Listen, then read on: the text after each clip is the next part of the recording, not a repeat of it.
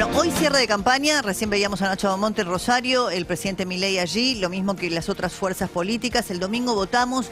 ¿Qué se juega el domingo? Porque la verdad es una de las elecciones de medio término que vivimos con mayor dramatismo los argentinos porque se juega mucho el domingo.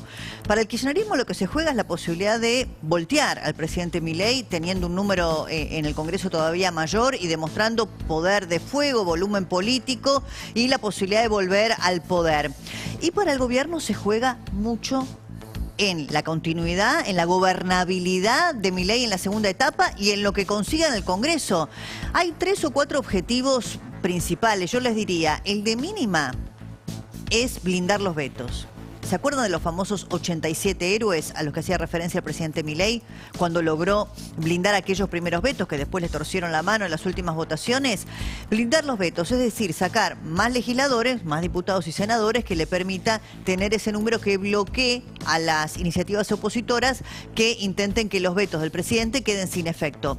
Para el gobierno es la elección más importante que recuerden. El propio Caputo hizo declaraciones, el ministro de Economía, en las últimas horas diciendo, esta elección, la del domingo, va a ser más importante que la del 2027, sí, en aquella que vamos a elegir el próximo presidente, que es una elección ejecutiva. El ministro dijo, esta es más importante. No les puedo decir el foco que hay en el mundo sobre estas elecciones, al punto que creo que son más importantes estas elecciones de medio término que las presidenciales del 2027. Porque nosotros necesitamos mostrarle al mundo, los argentinos, que elegimos el camino correcto. ¿Se entiende? Lo planteaste ayer y te escuché y lo analicé en el editorial. Te lo quiero decir. Al plantear eso, sí, si no le va muchísimo la vara y si al gobierno no le va bien, ¿puede ser un riesgo? No.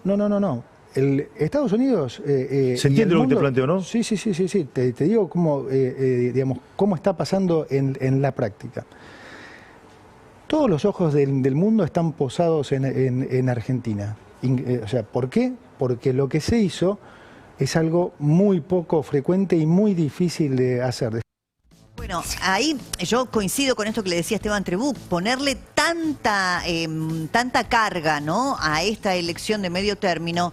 Le decía Esteban, y yo coincido, no es un riesgo porque si la elección no sale como el gobierno cree o quiere, le están dando una relevancia tal que peligra quizá la gobernabilidad de la segunda etapa del presidente Milei o incluso el proyecto de reelección del presidente para nuevo mandato. El gobierno dice, nosotros necesitamos 3 cosas con esta elección. Primero, mostrar que seguimos competitivos electoralmente y que no vamos a volver al kirchnerismo. En segundo lugar, tener más diputados y senadores para blindar los vetos. En tercer lugar, que ya es un objetivo todavía más ambicioso, porque piensen ustedes que para el quórum se necesitan 129 diputados. Estamos lejos, aún sumando en esta próxima elección. Pero también tener mayorías para que, aún con los aliados circunstanciales, y volver a hablar y recomponer el vínculo con los gobernadores, que tienen diputados y senadores que los representan, para votar las reformas. Hoy hablaba el ministro acá con Trebuch de las reformas de segunda generación, de llevar al Congreso una reforma tributaria, de llevar al Congreso una reforma laboral, eventualmente creo que más difícil, pero también se habla de la previsional. Una mayoría para las reformas. Y luego evitar lo que estuvo pasando en estas últimas 3 votaciones en el Congreso, donde le torcieron los vetos al presidente, que son los 2 tercios. Porque los 2 tercios, por un lado, permite efectivamente esto, ¿no?, que el presidente tenga que reglamentar leyes que, según dice el gobierno, ponen en peligro todo su programa económico porque voltean el equilibrio fiscal.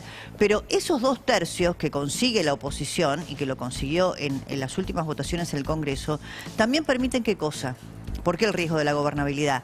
Porque permiten habilitar, por ejemplo, un juicio político. Por eso lo que quiere el gobierno también es tener mayor volumen en el Congreso para evitar que la oposición junte el número, que junten los 2 tercios. No solamente teniendo más diputados y senadores ellos, sino restándole a las fuerzas opositoras. Bueno, principalmente al kirchnerismo, ¿no?, que es el que está con el helicóptero prendido siempre. ¿Se acuerdan del pochoclo de Albistur? Que decía que no llegaba el presidente creo que en ese momento era la Pascua. Ahora, hay mucho nerviosismo Es una campaña que tiene al peronismo prácticamente sin hacer ninguna campaña más que decir hay que frenar a Milei. Propuestas no escuchamos ninguna. Tenemos a Tayana, de la situación de Tayana, de su pasado, de sus causas, nadie habla, de Grabois, lo mismo.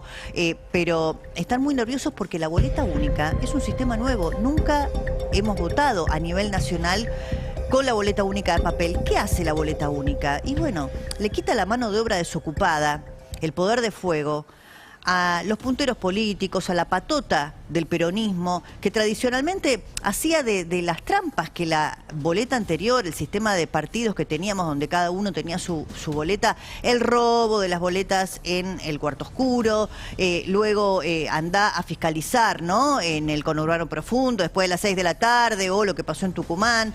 Entonces están nerviosos con el tema de la boleta única porque se les termina mucha de esta posibilidad de hacer la trampa. Esto es, por ejemplo, lo que pasaba en estas horas, en el cierre de campaña, Formosa. La Formosa de Gildo Infran, que lleva casi 40 años en el poder, desde el año 95 en la gobernación y previamente también con cargos ejecutivos en su provincia.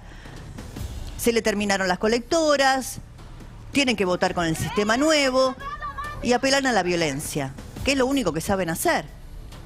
Compitan en las urnas a ver qué pasa, sin el clientelismo, sin decirle que le dan los colchones, las frazadas, o que el cargo público que tienen peligra si no votan a la fuerza oficialista.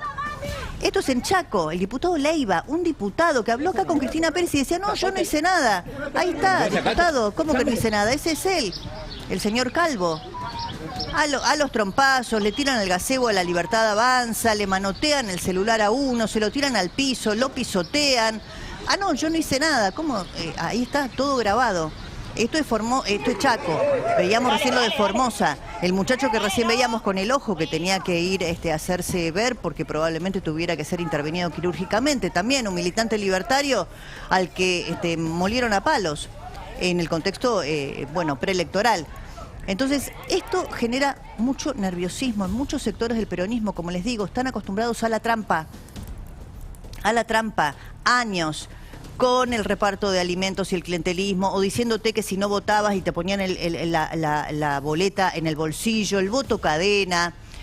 Eso se termina. Te robo las boletas, anda a fiscalizar en algunas escuelas del conurbano profundo o del interior provincial, de los conurbanos provinciales. Te quito las boletas del cuarto oscuro, si no tenés fiscales no te las reponen. Eso se terminó, la misma boleta para todos los partidos políticos, la misma. Fíjense, tanto es así que no es solo la violencia que recién veíamos, sino que esto, ¿no?, como decía mi abuela, el pez por la boca muere. Hasta el propio Kicillof habló del sistema de boleta única. Y como les digo, esto los pone nerviosos a muchos. Escuchen. Claro, ahora se distribuye la boleta y no es un tema de fraude, no es un elemento porque mucha gente lleva la boleta a votar al cuarto oscuro, va con eso, entonces se distribuye la boleta, que también es una especie de excusa para entablar vínculos. Todas las mesitas está la boleta, hay otros materiales de mano, y eso, esta elección, por designio y decisión de Milei, bueno, estamos votando con un sistema distinto que nadie sabe cómo carajo es, porque nunca lo usó, y nos metió en este lío Milei. Por eso yo decía también lo del desdoblamiento tiene que ver con que, imagínense, estamos todos desesperados en todo el país explicando cómo se vota con la boleta única. Sí. Imagínense decirle, mirá, y después de eso tenés que ir al cuarto oscuro y votar. Era un lío, claro, era un lío que lo armó Milei, porque entendió que le convenía. Bueno, pero pará, esto se votó en el Congreso, ¿no? Lo que dice Kicillof, porque dice que el lío lo armó Milei, como si hubieran inventado la pólvora. Pero el que desdobló las elecciones en la provincia de Buenos Aires fue Axel Kicillof. Claro, él dice que las desdobló para evitar que hubieran... a Milei, todo por Milei. Claro, para que no hubieran coexistido los dos sistemas. Y votar es marcar con una cruz. Es muy fácil. Es muy fácil. Igual el otro día decía un consultor que en las provincias en donde ya rige el sistema de boleta única papel, en las primeras 2 votaciones, cuando debutó el sistema, hubo un 10% de voto que se presume fue impugnado o fue voto en blanco, no necesariamente por voluntad del elector, sino quizá por errores propios del sistema, hasta que el sistema se empezó a conocer y a manejar mejor. Ahora, el que está haciendo campaña por Milei parece que es Maduro en Venezuela, porque Diosdado Cabello, ¿qué dijo ya en las últimas horas? Bueno, Débora, como en línea o si se fuese un kirchnerista más, Diosdado Cabello llama a votar en contra de Javier Milei, en contra de La Libertad Avanza. Y si parece así de risueño, mira, lo compartimos.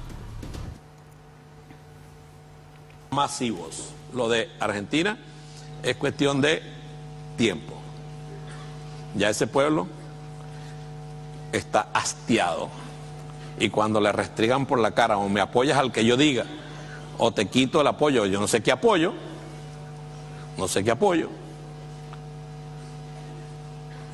se van a meter en problemas con ese pueblo. Ese pueblo es duro. Milei, date.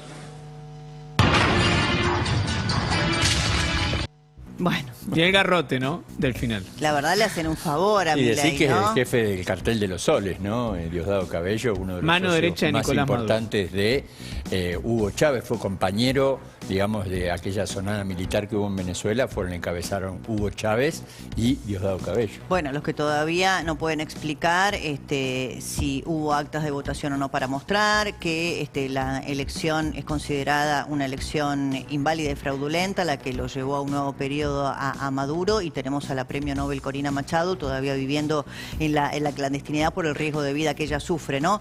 Está con nosotros también Máximo Reina, que es analista político. ¿Cómo lo estás viendo, Máximo? Esperando el domingo a ver si se evacúa alguna de las tantas incertidumbres que tenemos, me parece, en los últimos 90, 120 días. Creo que justamente la palabra que a mí me gusta usar es esa. Hace mucho tiempo que estamos sin saber cuánto vale La Libertad Avanza a nivel como proyecto, sin terminar de definir cómo se van a interpretar los resultados. O sea, hay múltiples escenarios y múltiples posibilidades. Creo que solo faltan 2 o 3 días justamente para empezar a tirar esa rueda y ver cómo gira. No mucho más que eso. ¿Y el sistema de boleta única cómo te parece que va a impactar? Porque mucha gente dice no lo conozco, también es cierto que es sencillo, ¿no? Nosotros hicimos bastante docencia con eso, pero ¿te parece que puede generar algún ruido o por el contrario, ¿no? A la histórica trampa que ha hecho un sector de la política, fundamentalmente referenciado en el peronismo, con las boletas, con el sistema anterior, esto le genera algún tema, ¿no? De decir, bueno, acá no puedo manipular, no puedo robar boletas. Puede haber errores, lo que uno no tendría que pensar es que ese error se va a distribuir más en un tipo de voto que en otro. Digamos, en términos de tendencias, no habría por qué pensar que un votante se va a elegir, uno de La Libertad Avanza se va a equivocar más que el otro. Sí es cierto que esto disminuye el peso de las estructuras, el peso de la militancia y sobre todo de los partidos políticos tradicionales, pero también tenemos otras provincias donde se ha implementado bien. De vuelta, si disminuye la cantidad de votos, termina siendo equitativo un poco para todos. Y no es la primera vez que sucede en la ciudad de Buenos Aires, en la provincia de Salta. En otras provincias se ha implementado el voto electrónico. Siempre cuando hay una novedad o cuando hay innovación son mucho más grandes los miedos y son demasiadas las especulaciones. Pero después, cuando de alguna manera se avanza hacia la siguiente etapa, se ve que no es tan tremendo desde ese punto de vista. La gran pregunta es la provincia de Buenos Aires, ¿no? Si se puede descontar casi los 14 puntos que llevaron a la derrota de La Libertad Avanza, con todo lo que ha pasado con esa elección, con una boleta que va a llevar todavía la cara de Espert, a pesar de los esfuerzos que ha hecho Santilli realmente en este último tramo de la campaña por explicar. Pero bueno, esa es la gran incógnita, ¿no? ¿Descuenta, no descuenta? ¿Puede haber una remontada? No lo sé. Definitivamente ya estamos, viste, en época de no poder hablar de encuestas y de números, y sí se vienen haciendo de alguna manera últimas encuestas, últimos sondeos, y no parecería modificar mucho lo que venía pasando 15 días atrás. Sin embargo, me parece que vamos a un lunes sin grandes ganadores. Digamos, esa sería un poco lo que tengo la sensación, no la bola de cristal, y tampoco me estoy jugando en nombre de números que tenga. Claro, el tema es que ¿quién se atribuiría un triunfo y con qué características, ¿no? El gobierno puede decir, y acá lo hablamos muchas veces con Carlos, si tengo más legisladores es un triunfo. Al mismo tiempo, si descuento la diferencia en la provincia de Buenos Aires, podrán hablar de, bueno, una mejora, en ese caso no de un triunfo. Si obtengo más votos a nivel nacional, bueno, también sería un triunfo. Si me paro por encima de los 35 puntos, también. ¿Para vos qué es un triunfo? Para el gobierno, ¿cómo muchos lo dicen lee? Débora ganar por lo menos por 38, 40%, no sé qué opinará Máximo, pero en realidad... Es un número ambicioso. Y sí, pero acá hay que tener en cuenta también un punto muy importante, me decía un empresario temprano por la mañana, que ojo con todos los temas de cambios de gabinete, porque si La Libertad Avanza tiene un triunfo bueno, digamos, frente a Frente Patria, obviamente va a quedar más reforzado el poder de Karina Milei. porque Karina Milei es la que de alguna manera armó la Libertad Avanza. Y habrá que ver ahí el poder de Santiago Caputo. Por lo tanto, en esto de los cambios que va a haber y todo lo demás, hay que estar muy atentos a esto. Pero desde la Libertad Avanza dice que con 1/3 de los diputados ya se conforman, con 10 senadores más también se conforman, y con tener entre un 35% para arriba también se conforman. ¿Para vos es muy ambicioso pensar en el número que decía Carlos I, 38, 40? El seteo de expectativas lo puso el propio gobierno, eso también es un error no forzado. Me parece que ellos, sabiendo que con un 31 o 32% a nivel nacional blindan, o si se quiere, consiguen 90%, 90 bancas en el Congreso Nacional, eso le alcanzaría para mantener una agenda propia. Por eso digo que puede ser un lunes en el que, como la perinola, ¿se acuerdan que había una cosita que decía todos ponen? Nadie va a salir, evidentemente ninguno de los candidatos o ninguno de los gobernadores que se jugaron a hacer un frente nuevo pinta como para sacar una victoria arrolladora ni a generar una gran distancia. Provincia de Buenos Aires puede llegar a haber diferencia, pero ¿de quién está Iana? O, digamos, quién se va a adjudicar esa victoria, y como ustedes bien decían, quizás de los 15 puntos vas a un achique, entonces eso también se puede vender como una lógica de estamos regresando. Creo que es un lunes en el que todos ponen, y lo que haga cada espacio opositor en la interpretación de los resultados entre el domingo y el martes va a definir en gran parte el seteo de las expectativas para adelante. ¿Qué panorama nos puedes hacer, Camilo, respecto de la economía? Bueno, se llega en un momento muy complicado, ¿no?, en materia económica, sobre todo en la parte financiera. Hay mucha especulación respecto de que la semana que viene, después de las elecciones, podría haber alguna modificación en el sistema cambiario, y hay una pulseada muy fuerte allí, ¿no?, entre el mercado financiero, en donde hay mucha demanda de dólares e instrumentos dolarizados, y por otro lado el ministro de Economía reforzando que nada va a cambiar a partir del lunes, con lo cual veremos el resultado el día lunes realmente. ¿La economía va a ser determinante? Digamos, la gente va a votar con eso digamos, en la expectativa, la situación Yo creo que económica. la economía siempre es un factor.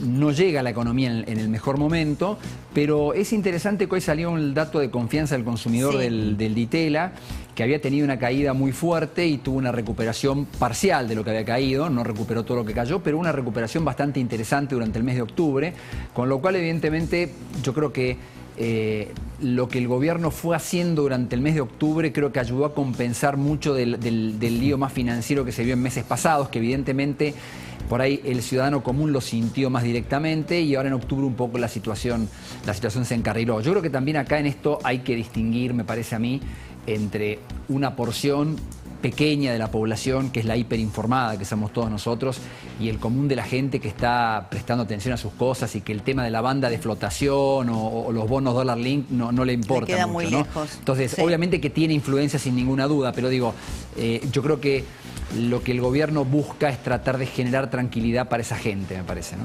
Gracias, a Camilo Tiscornia, economista, y también a Máximo Reina como analista político. En un segundito seguimos actualizando toda la información.